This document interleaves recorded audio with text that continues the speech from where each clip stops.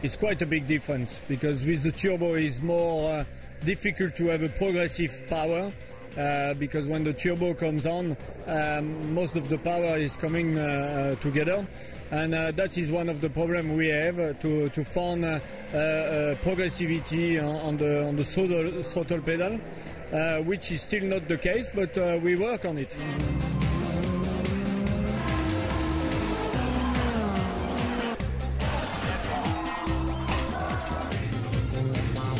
It's going to be an ongoing process of drivability of the engine. The car is definitely quicker, we have more power, and around 70% more torque. Really, that makes a big difference when it comes to the initial accelerating out of the corner. So we have to change the setup a little bit to suit for the tyres, to make the tyres last, and also obviously has an effect on the brakes because at the end of the straight we're also faster.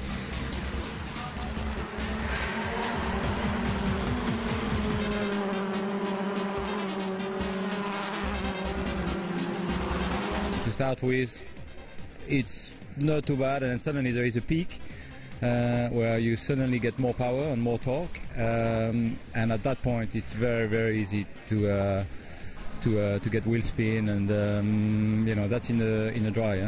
In the wet, it's 10 times worse.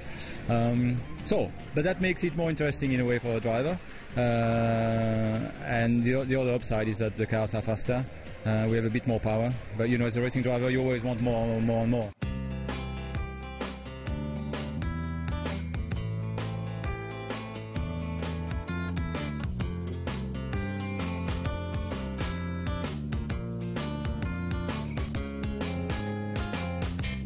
In itself, the main challenge is going to be the mileage we have to reach with that engine. For the first year we have one engine change allowed halfway through the season, whilst next year the engine will have to do the entire season. So the main challenge, I would say, is reliability. First of all, reduced capacity, so smaller diameter balls, which were imposed by the FIA to be within 81mm and 84mm.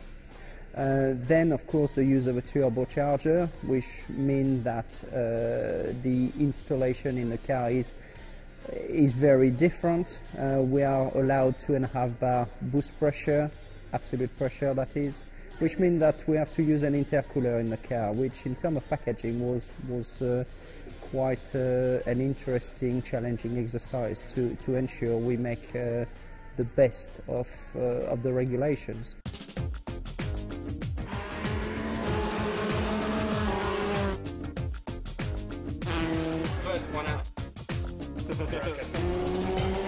In order to get enough confidence into us reaching the required mileage, we have done about 4,000 kilometers over the winter, and that's only to validate for half a season running. We are expecting with the same engine to reach 8,000 kilometers.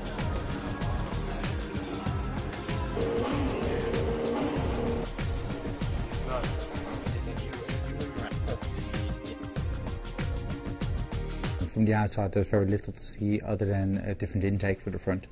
Obviously there was air coming through the intercooler, but everything up to the bulkhead is effectively completely new. That includes a part of the bodywork, that includes gearbox, that includes drivetrain, that includes exhaust, everything else that is engine ancillaries.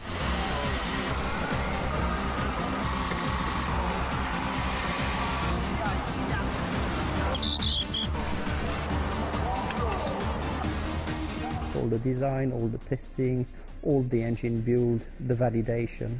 So no, it is an RML engine.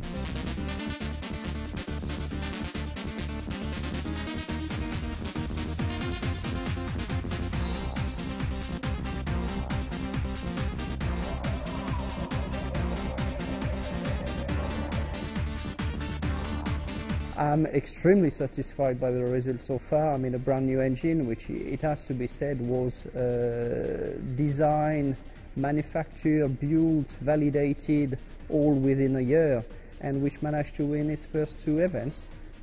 Yeah, I cannot be disappointed. In fact, I'm very pleased.